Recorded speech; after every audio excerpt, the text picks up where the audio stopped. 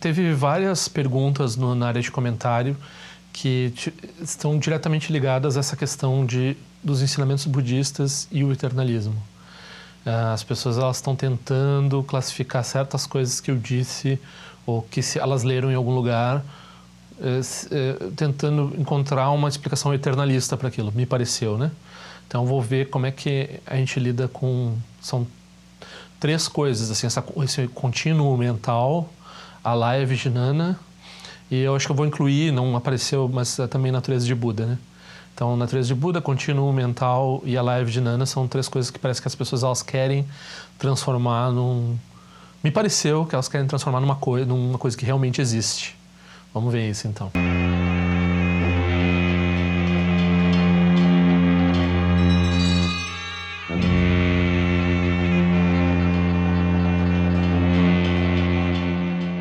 Normalmente, quando a gente está falando de vida após a morte na tradição ocidental, a gente está pensando em algum tipo de sobrevivência, né? E daí ela tem 2 atitudes comuns, que é a atitude de dizer que, bom, tem alguma coisa que sobrevive, que é essa espírito, mente, alma, alguma coisa assim, e vai para outro corpo e reencarna, né? Usa a palavra reencarna, né?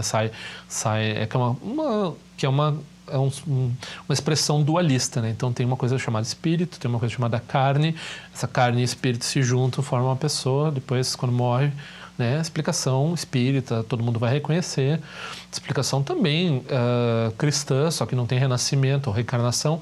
Então vai para o céu, né? A experiência de vida eterna é no céu ou no inferno. E daí a outra... A perspectiva materialista diz, não, só tem uma substância material. Então, quando a pessoa, né, bate a cabeça e de uma forma suficientemente forte, deu para a pessoa, acabou a pessoa, não tem continuidade nenhuma. A continuidade da pessoa é os vermes comendo ela, né? Ou ela sendo transformada em elementos químicos mais simples através da combustão num lugar para que ela vai ser cremada, né? Então, essa é a continuidade dela, né? Continuidade substancial. Então, e daí o budismo não trabalha com nenhuma dessas 2, confunde as pessoas, um horror, né? Porque as pessoas elas querem sobreviver, ou também elas não querem nada que sobreviva porque vai negar a crença arraigada delas na substância material, no monismo materialista que elas têm. Então as 2 coisas assim, o pessoal se debate, assim, né? A pessoa sofre com isso intelectualmente, porque o budismo tem uma perspectiva não substancialista, como eu já estava dizendo, não eternalista, não nihilista, né? Então, quando a gente está tentando fazer com que tenha uma substância subjacente eternalista, ou quando a gente está tentando fazer com que não tenha substância, continuidade nenhuma, a gente está evitando, está transformando o budismo em alguma coisa que ele não é. Aí a pessoa fala assim, mas eu ouvi, né? Ela não falou que ouviu, mas alguns lamas falam, expressão, acho que o próprio Dalai Lama usa a expressão contínuo mental, né? Aí contínuo soa bonito, porque é uma palavra usada pela física, né? Então, contínuo do espaço-tempo e tal. Parece uma coisa importante, né? Contínuo mental. Mas o contínuo mental é uma coisa muito simples. O contínuo mental é assim. Então, a gente tem, na visão budista, a gente tem as ações, elas não surgem do nada, né? Então, as ações, as intenções, as volições das pessoas. Então, quando a gente tem uma ação a partir de uma volição, de uma motivação equivocada, a partir dos clashes, necessariamente vai ter uma continuidade entre essa ação, esse hábito, negativo, né? Por exemplo, a raiva, aí o ato de matar, e um resultado que é o sofrimento para nós mesmos. Então, tem uma continuidade, né? Essa manifestação, esse fenômeno dessa emoção perturbadora, ela tem uma continuidade na forma de hábito e tem uma continuidade na forma do resultado das ações e assim por diante. E quando a gente fala niilismo, a gente está dizendo assim, se a pessoa morrer, aquilo ali se esgota, daí a gente está dizendo que a pessoa é niilista. Esse continuo mental diz respeito basicamente a essa relação entre clashes, ou qualidades positivas como a compaixão, e os resultados em termos de experiências de felicidade ou de sofrimento. Então, esse é o contínuo, esse é o tudo de contínuo que tem, né? Então a pessoa quer saber se ela vai continuar, né? E daí no budismo, o budismo vai dizer assim, não, repara bem se tu está continuando agora, mesmo dentro do teu corpo, mesmo dentro dessa vida. Então, em algum sentido tu está continuando, em outro sentido tu está diferente. Então, já é assim, já é descontínuo em certo sentido e contínuo em outro sentido. Então, da mesma forma vai ser na próxima vida. Não vai ser... Tu vai ter todas as causas e condições, provavelmente se você não for um ser iluminado, para novamente imputar erroneamente um eu a essas causas e condições depois, num outro corpo, seja ele sutil, seja ele físico, seja ele de qualquer tipo. Por quê? Porque o budismo, daí a gente volta para essa noção assim, o budismo vence o realismo com o idealismo. Então, o corpo é uma manifestação da mente, ele isso é uma coisa que a pessoa tem que fazer prática para ela chegar a essa conclusão. Mas o corpo é subordinado, né? Subordinado dessa experiência de sonho. Por quê? Porque ele está dizendo que o corpo é separado? Não, não está dizendo que o corpo é separado. Está dizendo que o corpo é o mesmo? Não, não está dizendo. Está dizendo que o corpo é subordinado. É diferente. Subordinado quer dizer a experiência de corpo, ela é uma experiência particular da mente, vamos dizer assim. Mas mesmo isso isso é uma coisa que a gente usa para combater essa visão usual realista, né? Então, não é que seja assim as coisas. E daí vem essa discussão também do alaya, né? Então, a pessoa ouve falar em alaya, pensa, e eu estava negando a noção de um substrato, ela diz, mas alaya é do substrato, né? Consciência é substrato. Então tem substrato. Então tá lá, tipo, é um saquinho de coisas que é a pessoa que vai para outra vida, né? Parece uma coisa de alma.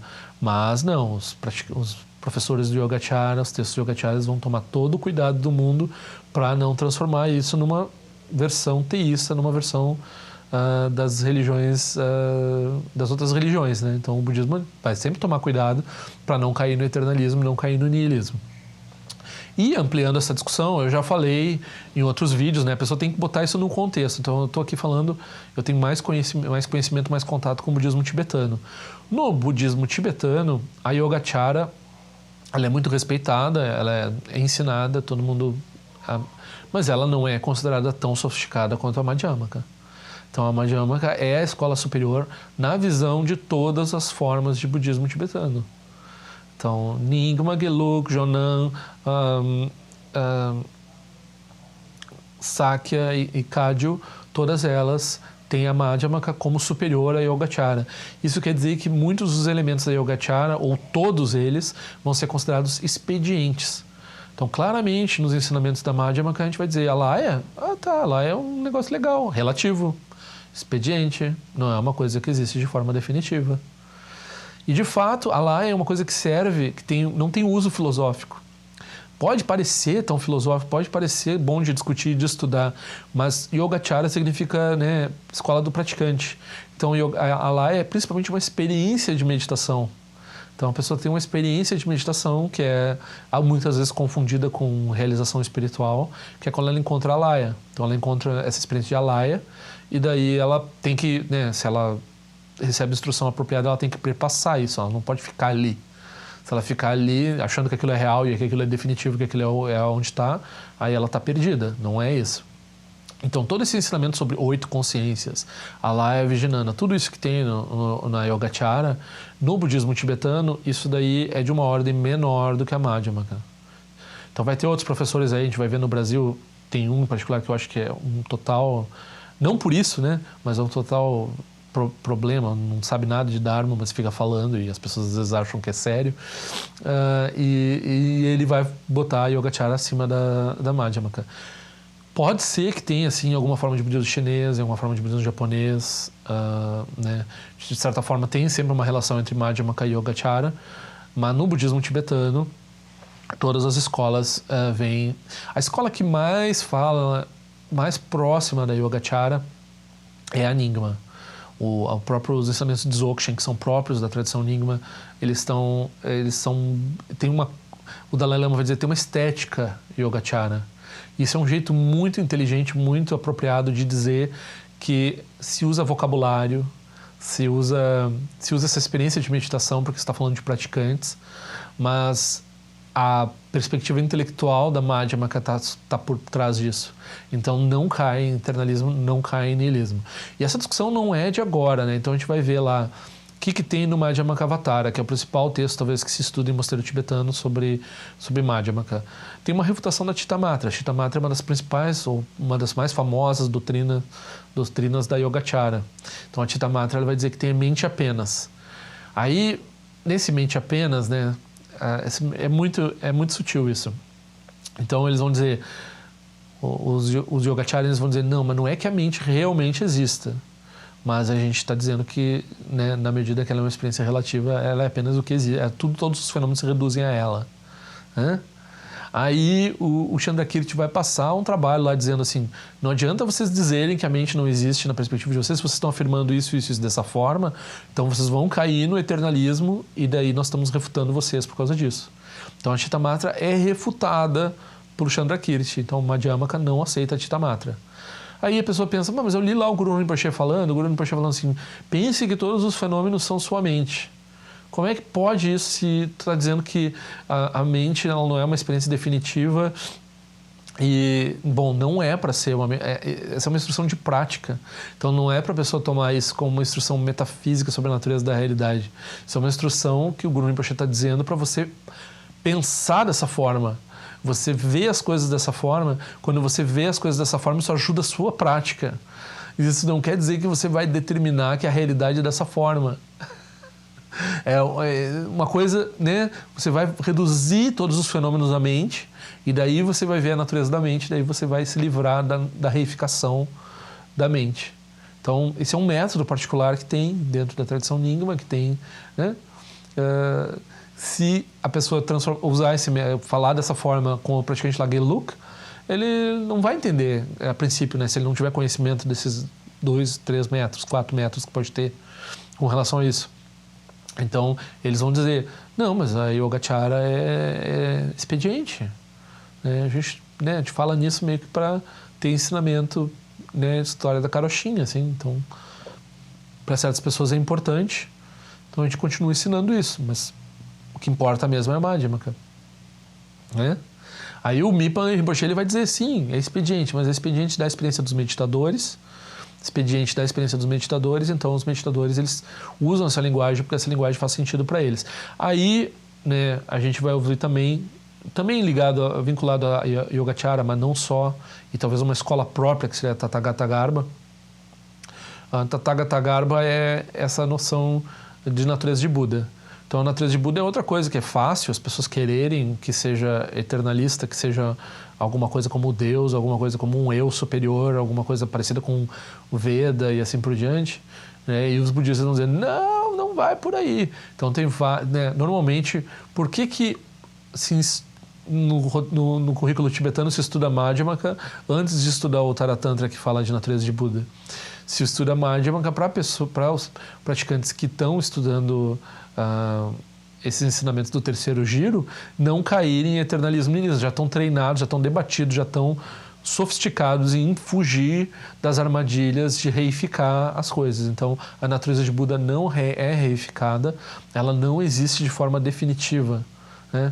E quando se fala que ela existe de forma definitiva, eles vão lá qualificar esse definitivo e esse existe e vão dizer o que a gente está dizendo que é definitivo e que a existência não é a mesma coisa que se está falando na Madhyamaka. Aí dá para discutir, mas o importante é entender e praticar dessa forma, de forma que entender que a gente nunca quer o eternalismo. Então a gente tem que saber o que é o eternalismo e tem que evitar sempre o eternalismo. Todas as escolas budistas, elas não vão dizer assim, não, o eternalismo era ruim para tudo, mas agora o eternalismo é legal quando a gente está falando nisso. Nós vamos dizer, isso daqui parece, não é eternalismo, não pense que é eternalismo, não chega à conclusão que tem eternalismo aqui. E o niilismo é a mesma coisa, né? Então quando se fala vacuidade, parece niilismo para muita gente, se estuda para não se entender de forma niilista a vacuidade. Natureza de Buda se estuda para não entender de forma eternalista a natureza de Buda. E daí, aí tem que acrescentar, né? Então falei, continuo mental, não tem um substrato. A Laya Vijnana é um substrato relativo, temporário, um ensinamento expediente, não é reconhecido como um ensinamento último, pelo menos pelas todas as tradições tibetanas. É útil para praticantes, não para filósofos, tem mais isso, né? E na natureza de Buda também. Na natureza de Buda não é uma visão eternalista e assim por diante. Tem outras coisas que são reificáveis, né? Quando a gente vai entrando no terceiro giro, que tem uma parte Mahayana e uma parte Vajrayana, quando a gente vai entrando no Vajrayana, é supostamente para nós já estarmos totalmente livres de pegar os ensinamentos budistas com um viés eternalista e nihilista. Então a gente está treinando nisso intelectualmente já faz bastante tempo, a gente não vai ler essas coisas de forma eternalista e de forma nihilista. Principalmente eternalista. Mas, se uma pessoa que não tem conhecimento do Mahayana, não tem conhecimento da Madhyamaka, e não fez treinamento intelectual nisso, ela pega um texto Vajrayana. Esse é um dos perigos, né, das pessoas lerem textos Vajrayana, e ainda mais sem um professor para dizer, não, calma aí, talvez tu não esteja entendendo bem. A pessoa pega aquilo Vajra, indestrutível, não sei o quê. Ah, tá, é que nem Deus, é que nem não sei o quê, é que nem... A pessoa vai lá e transforma tudo aquilo de novo em eternalismo, né? Porque ela tem uma tendência eternalista, ela não passou pelo processo Madhyamaka de estudar para evitar de eternalizar as coisas. Eu estou dizendo assim que a pessoa precisa atingir uma conclusão sobre eternalismo e nihilismo para então praticar o Vajrayana. Bom, em tempos menos degenerados, sim. Hoje em dia não dá. Então o que a pessoa faz é confiar no professor. Se o professor diz que não é eternalista, a pessoa tenta não ser eternalista e é isso. Era isso. Não precisa se preocupar tanto com isso. Aí, quando as pessoas me perguntam, eu acho que falta esses tipos de malemolência aí. Então, eu vou dizer quais vou resumir o que eu vejo quando as pessoas fazem a pergunta que falta. Uma coisa que falta é ela saber isso, ela saber que quando a gente está vendo eternalismo ou nihilismo numa afirmação budista, é porque a gente não entendeu ainda. Então, a gente tem que entender melhor para tirar o eternalismo, tirar o nihilismo. Não é para buscar o eternalismo. Então, se a pessoa está dizendo assim, nem a pessoa disse no comentário, então o contínuo mental é que nem uma alma, ela começou assim, né? Não, o budista nunca vai dizer que o contínuo mental é uma alma. Se você quer saber por que o contínuo mental não é uma alma e por que a alma é um conceito eternalista que é um problema para o budismo e em que sentido o contínuo mental não vai ser, tudo bem. Foi nesse sentido que eu fui responder para a pessoa. Agora a pessoa talvez queira que o contínuo mental seja uma forma de garantir ela na próxima vida, a existência do eu dela. Aí ela está sendo eternalista. Então não é isso que o budismo busca. Então a pessoa tem que mudar a atitude dela, ela tem que pegar e dizer, eu não quero eternalismo, eu não quero nihilismo. E eu vou tentar entender o Dharma como o Buda ensinou, que é livre de eternalismo e livre de nihilismo. Então essa é a primeira malemolência que a pessoa precisa ter. A segunda malemolência que a pessoa precisa ter é a pessoa lá que citou o Alaya, ou que citou as 8 consciências. Ela tem que entender que esses são ensinamentos de uma escola do budismo, que é a Yogacara. A Yogacara é muito respeitada, a Yogacara é muito profunda, tem uma epistemologia muito vasta, mas qual é a posição do budismo tibetano sobre a Yogacara? Menor que Madhyamaka. Então, expediente, não fala de forma definitiva. Mesmo na Nyingma, que é a que mais usa a Yogacara, a gente vai ter essa discussão e vai chegar à conclusão de que a Yogacara é um método expediente para meditadores, muito sofisticado, mas não está falando, não está apontando, não serve para estabelecimento da visão. Ou seja, para tomar refúgio a pessoa refuta eternalismo e nihilismo. E também não serve para expor a conclusão, ou seja, para expor o estado definitivo. Ela não serve para nenhuma dessas coisas, ela serve para a prática de meditação de forma expediente. Então a Alaya não é uma coisa que realmente exista. Dzongsa Trungpa Rinpoche claramente disse isso nos ensinamentos do Madhyamaka Avatara. Perguntaram para ele, ele disse, a gente não nega a Alaya como um fenômeno relativo, mas ela não existe de forma definitiva. Pronto, está resolvido, nem precisa discutir mais o assunto. Quando os Yogacaras estão falando, algumas vezes eles tendem a falar aquilo como se fosse um ensinamento definitivo. E é por isso que alguns aspectos dos ensinamentos de Yogacara são refutados pela Madhyamaka. Essa discussão aconteceu na Índia clássica, ela foi para o Tibete, os tibetanos estão carecas de ouvir refutação da Chittamatra, né? E aspectos da Yogacara, quais aspectos podem ser integrados, por que se ensina Yogacara de forma expediente, ainda assim, nas todas as escolas tibetanas, mesmo sabendo que ela não é a visão mais sofisticada, né?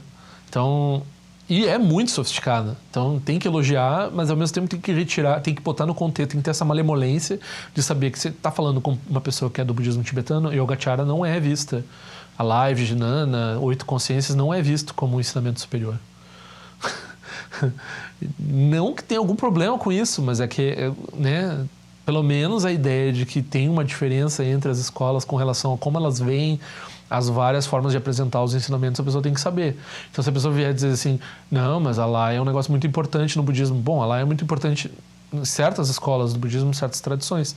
Na tradição Nyingma, por acaso, a estética, como o Dalai Lama diz, a estética de Alaya, a estética Yogacara, ela é bastante usada na prática de meditação. Isso tem a ver com o que a gente está falando de estabelecer a visão e de eternalismo, niilismo, e de afirmar a Laia e de garantir um substrato e tal. Não, nada disso garante nada desse tipo de coisa. Se garante, se for por esse lado, se for pela filosofia, se não for na experiência da prática, se for pela filosofia começa a reificar, tem problema, tem refutação dessas visões de Yogacara, né? Então tá lá, isso já foi brigado, isso já foi decidido, isso já está resolvido na visão das escolas tibetanas, né? Então essas duas malemolências aí, elas são cruciais, né? Daí a pessoa, né? O que a pessoa quer? A pessoa quer depurar a visão dela sobre, né, entender o que o Buda falou. Se ela quer entender o que o Buda falou, ela se livra de eternalismo e niilismo. Ela não tenta encontrar eternalismo e niilismo no ensinamento do Buda. Ela pode encontrar e dizer assim, mas por que eu estou vendo isso ainda? Porque eu não entendi ainda. Então essa é a atitude correta. Ela diz assim, se eu estou vendo algum niilismo no que o Buda está dizendo, ou no que o Nagarjuna está dizendo, ou no que o Asanga está dizendo, qualquer um. Se qualquer professor detentor legítimo de linhagem está dizendo alguma coisa que eu estou vendo como eternalismo, eu não vou dizer que ele é eternalista, eu vou dizer que eu estou interpretando errado e tem alguma coisa errada na minha interpretação e por isso eu estou vendo eternalismo, né? E é assim que a pessoa treina para entender. Então, se ela vê alguma coisa que está puxando para a alma, está puxando para Deus, está puxando para não sei o quê, eu que não estou entendendo certo isso aqui ainda, eu que tenho que depurar a minha visão para encontrar por que isso aqui não é eternalista, porque não pode ser, porque se é um ensinamento autêntico do Buda, não pode ser eternalista. E da mesma forma com o niilismo. Se a pessoa está vendo niilismo no ensinamento budista, no ensinamento de algum professor, então a pessoa vai lá e diz, eu estou entendendo errado isso aqui. Ou eu não estou vendo que isso aqui é expediente, ou eu não estou vendo em que sentido que está sendo falado, ou eu estou botando o meu veneno no ensinamento, eu estou dizendo que tem uma coisa ali, estou imputando, Acho que com relação a essa questão do substrato é bem isso. Então a pessoa insistiu um pouco, ela diz, não, mas tem que ter uma coisa para carregar essas causas e condições. Que nem, né, tem que ter... a pessoa está pensando meio que assim, tem que ter uma bactéria, ela tem que ter uma membrana para ter dentro os organelos dela, para poder, né? Daí ela, se não for assim, ela não entende o que é essa coisa de causas e condições produzirem um novo renascimento. Então ela está criando na mente dela uma expectativa sobre como tem que ser, porque a gente tem hábitos eternalistas, a gente tem hábitos dualistas, a gente tem hábitos da nossa cultura que produzem noções de ectoplasma, de não sei mais o que, e daí a gente não entende o que é o ideal. Primeiro, a gente não pensa no idealismo de forma suficiente. Novamente, estou dizendo, idealismo não é a versão final dos ensinamentos do budismo, mas é uma boa forma da pessoa escantear um pouco o realismo, né? Então, a pessoa pensa de uma forma mais idealista, mais fenomenológica, mais começando com a mente do que começando com o corpo. A nossa cultura está muito forte no aspecto material, corporal, e muito fraca em certo aspecto. Na verdade, não, mas no discurso, sim. Então, se a pessoa começar a ver a mente primeiro, a mente como... o corpo como fenômeno da mente. Começa a pensar assim, o corpo é um epifenômeno da mente. Eu tenho esse corpo porque a minha mente produziu esse corpo. Isso já é mais próximo. Não é a verdade definitiva, mas isso é mais próximo do que os ensinamentos são. Aí, com o tempo, a pessoa depois vai encontrar as refutações das visões mais fenomenológicas, mais idealistas, né? Então, essas questões apareceram. Por quê? Porque a gente tem tendência, né? Tem tendência a querer colocar um substrato, querer colocar querer afirmar as coisas de forma definitiva e assim por diante.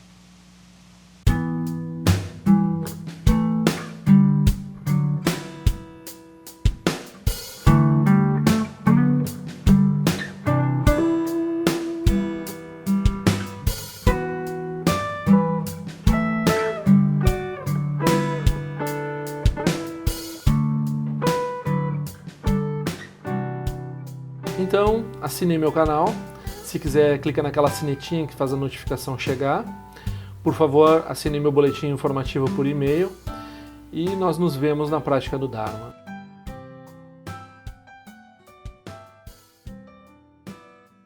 Ao longo de minhas muitas vidas e até este momento, todas as virtudes que tenho alcançado, inclusive o mérito gerado por essa prática e todas as que vier a conseguir, ofereço para o bem-estar dos seres sencientes. Possam a doença, a guerra, a fome e o sofrimento diminuir para todos os seres, enquanto sua sabedoria e compaixão aumentam nesta e em vidas futuras. Possa eu claramente perceber todas as experiências como sendo tão insubstanciais como o tecido do sonho durante a noite e imediatamente despertar para perceber a manifestação de sabedoria pura no surgir de cada fenômeno. Possa eu rapidamente alcançar a iluminação para trabalhar sem cessar pela liberação de todos os seres.